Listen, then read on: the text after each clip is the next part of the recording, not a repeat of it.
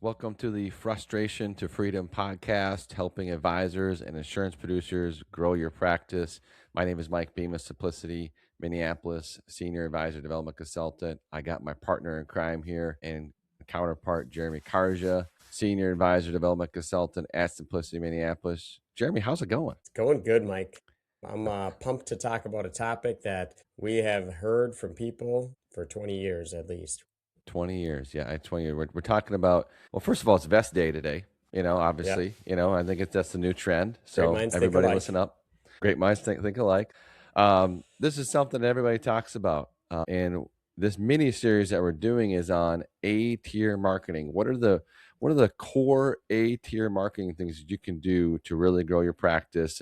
I know the previous podcast we talked about, we want to have one or two of these A-tier marketing things going on all the time to really grow your practice, right? And so Mm-hmm. today we're going to talk about servicing your existing book of business. I think it's kind of Yeah. like a lost art, Jeremy. Wouldn't you think? Yeah, it is. I mean, of course, there's two sides of it, right, Mike? There's the, oh my gosh, I don't want to talk to my friends and family. And that's not what we're talking about here. We're talking about those individuals who you have a book of business, whether it's annuity clients, wealth clients, life, long-term care, P&C clients. Mike, we've had success with everyone I just named multiple times over working their existing book with these strategies, right? 100%. Here's the biggest thing when I'm working with producers that I feel like doesn't make this. So what doesn't make working your existing book successful? I think the one thing is they don't have a process, right?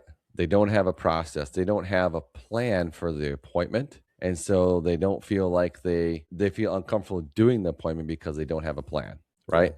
And then they don't pick up the phone, right? Yeah. So I think at Simplicity Minneapolis, we're going to talk about or teach our producers, right, to have a plan, to have a structure, to review the income for life report when you come in, to review the asset summary when you come in, to talk about beneficiaries when you come in, right? We have a checklist, right? When you join Team Elevate, we give you a checklist for every single annual review. Yeah. Yeah. And Mike, I think we should hit all the activities within the annual review. I'm sorry, the work in your existing book process Yep. real quick. And so let's just go through those quick and remind me if I missed any. But one thing we do that we're only going to be able to touch on these, and then we'll do a deeper dive. So stay tuned at future podcasts. We're going to do a deep dive into each one of these categories.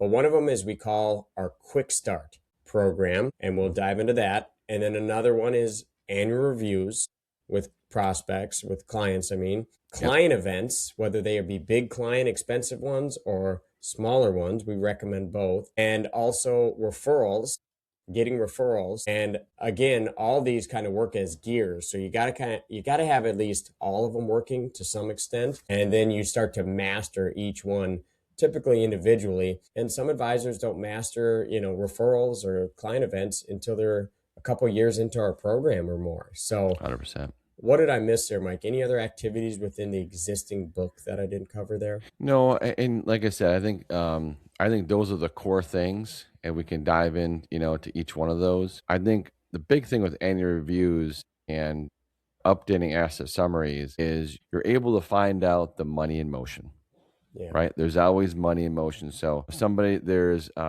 either changing jobs, losing jobs, right? Somebody's turning 59. Somebody's inheriting money. Somebody's passing away. Somebody sold their house. Somebody sold some land. Something happened with your book of business that there's money in motion, Wait, Mike. right? Wait. You don't understand. I'm different. And I got all my clients' money. What else do you have for me? What else do you You ever have heard for that me? one? Oh my gosh, I've found it so many times. I mean, one of my top producers, he is diligent now of using the asset summary, and it helps him find those future sales, right? That'd be another one of future sales. But there's another one Yeah. where he thought they had all their money, and then all of a sudden, she just turned 59 and a half, Yeah. right? Now we can move the 401k. Bam, $200,000 sale. And you don't know that, right, Mike? Unless you're meeting with your clients, unless you're sending out those emails, right? One of the strategies I love that I teach my advisors is you have to have what's called the money in motion talk. And like you mentioned it, Mike, a couple of ways for them to do that is you can send it out in an email, You can send it out in a survey.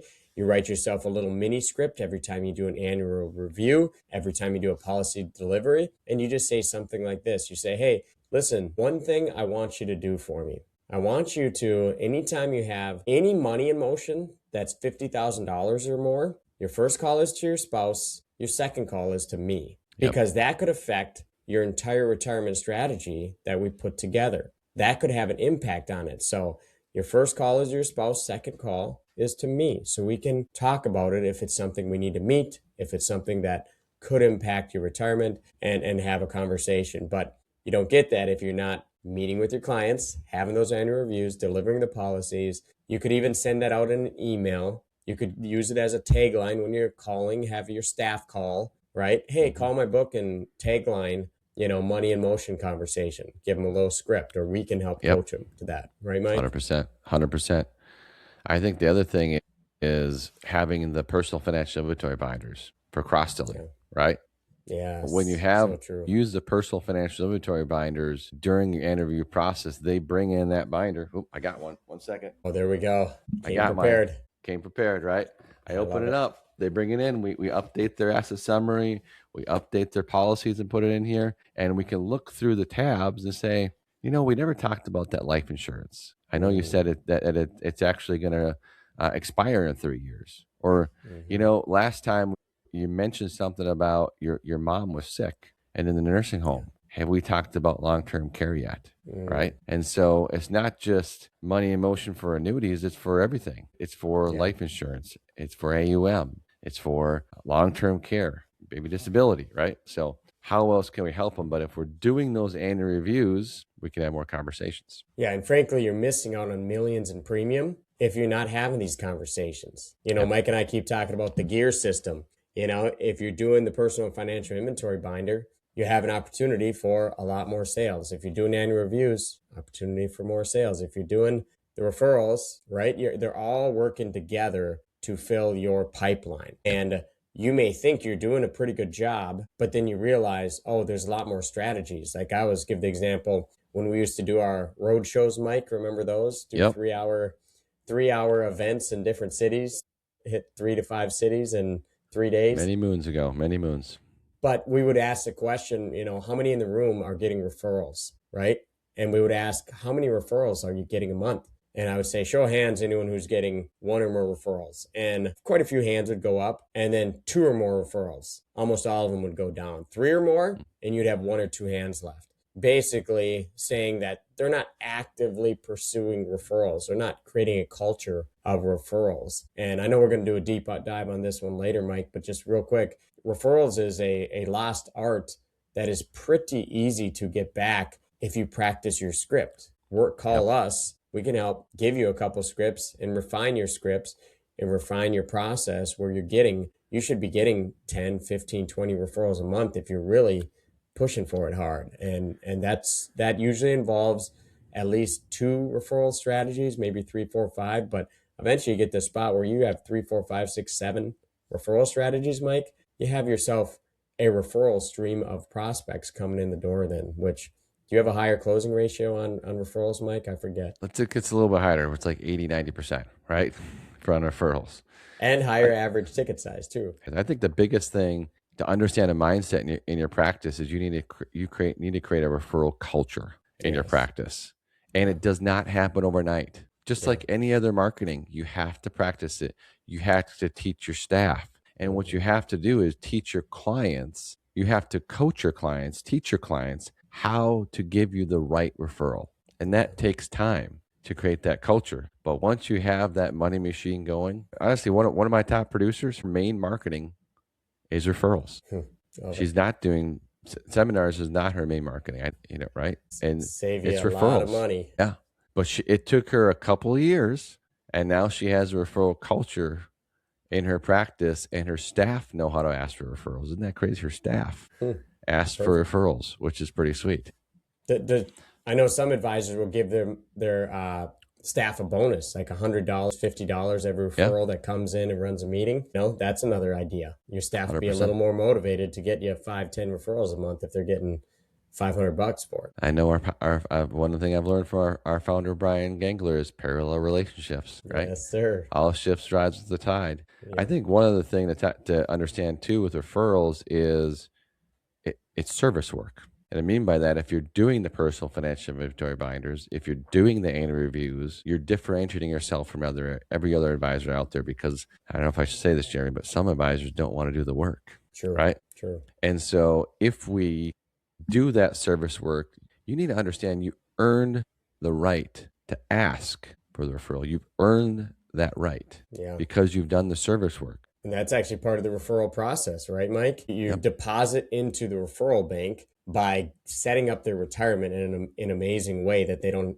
have to worry about, what's going on in the world in the stock market. And you deposit more into the bank when you create a personal financial inventory binder and you walk them through that. And as you do an annual review, you show them all these things, these amazing things you did. You're showing them all the deposits you put into the referral bank. Much easier to take a withdrawal, right? And ask, hey, 100%. You got people you love, you care about that could use these services. You don't have to determine if they have a need. You just determine if they're nice. Who are those couple people? And have that conversation. I think we'll have a deeper podcast on referrals for sure. Let's talk really quick about client events. Yes. And what, Jeremy, start off, give a couple ideas on how some of our producers are doing client events, it's really to get more referrals, right? Yeah. At the end of the day, you have two different types of client events, right? You have the big one,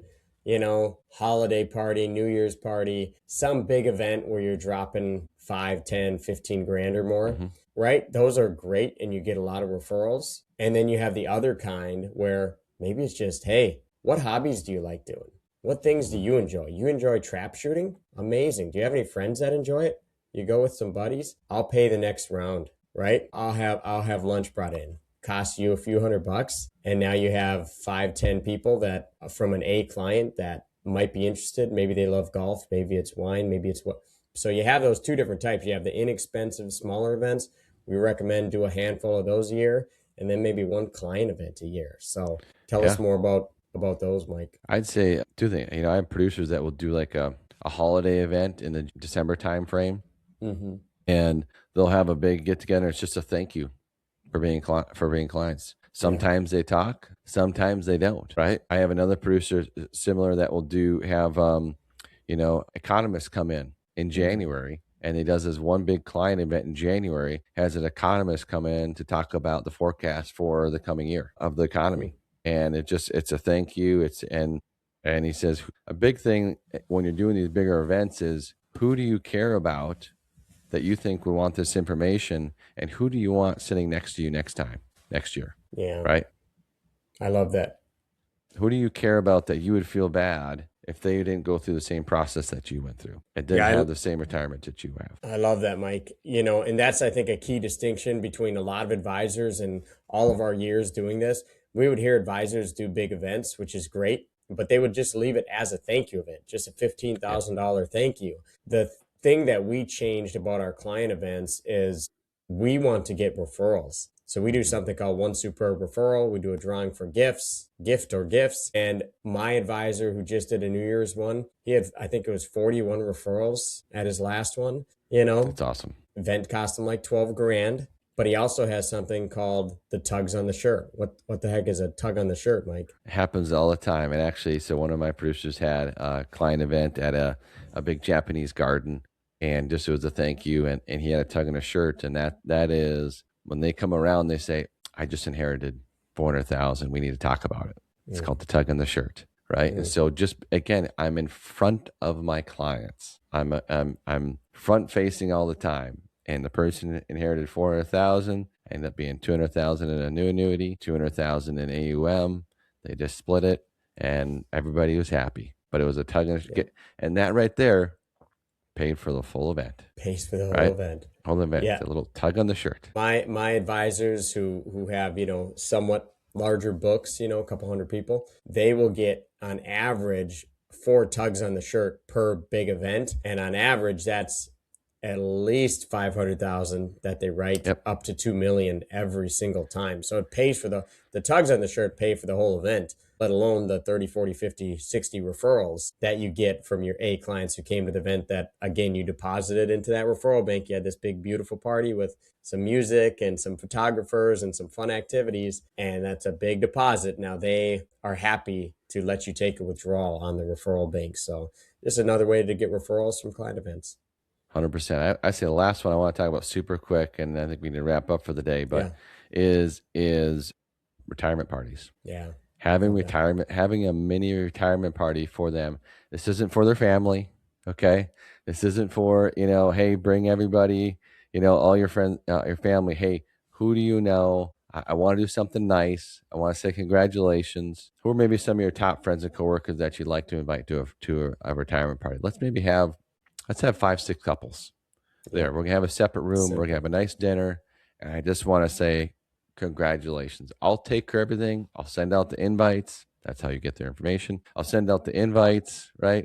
I'll take care of the food. It's on me. I'm going to have the chef make a special dessert, right? I make it a really classy event. Yeah. And then guess what that client's going to do at that event? They're going to talk you up like crazy. Oh, yeah. Right? And now I have 5-6 couples that now want to come see you just because you did a really nice classy event and say congratulations, Mr. and Mrs. Client, for retiring. Yeah. Yeah. And I want to point out this too, Mike, because it's such a fantastic thing you're bringing up. Also, advisors who are nervous, like, oh my gosh, I don't want to have more evenings out. The way that we recommend you do all these events, except for the large events, you stick around, right?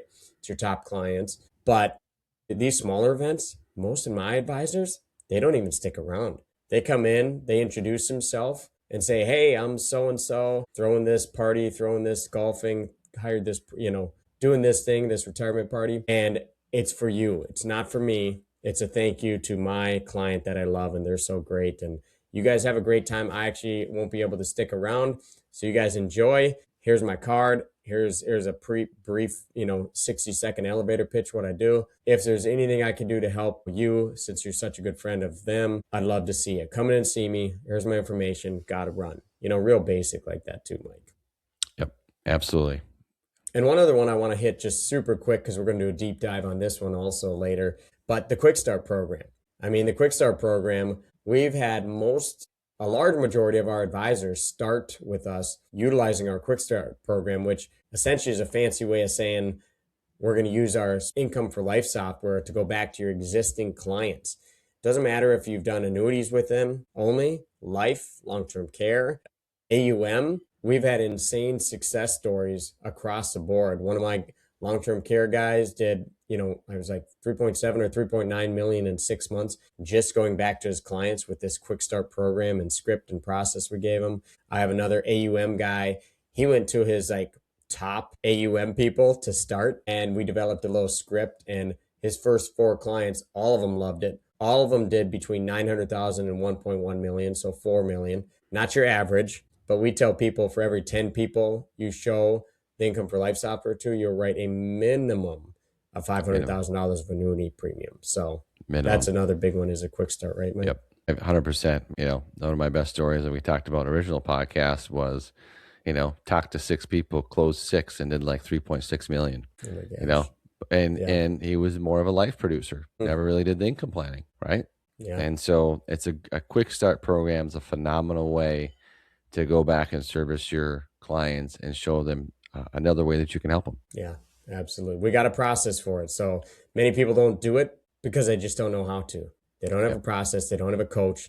They don't have a strategy. They don't have a script. We give you the A to Z, piece by piece process to execute the Quick Start, to execute client events, to execute annual reviews, to execute different referral processes. That's the key difference on when we help people, Mike, is we have those processes, we have those systems that they can tap into. Yep. And we'll coach you how to do it. Yes, guys, sir. Come join Team Elevate, right? You can click like the show, like us on YouTube. And every single podcast, YouTube that we do, there's always a spot to click on our calendar. And again, you're going to get Jeremy or myself. We will talk to you about how we can help you grow your practice. We'd love to learn about your practice to see if it's a fit to help you grow, just like we've helped other producers hit their numbers and achieve their dreams. Absolutely. All right, guys, let's go.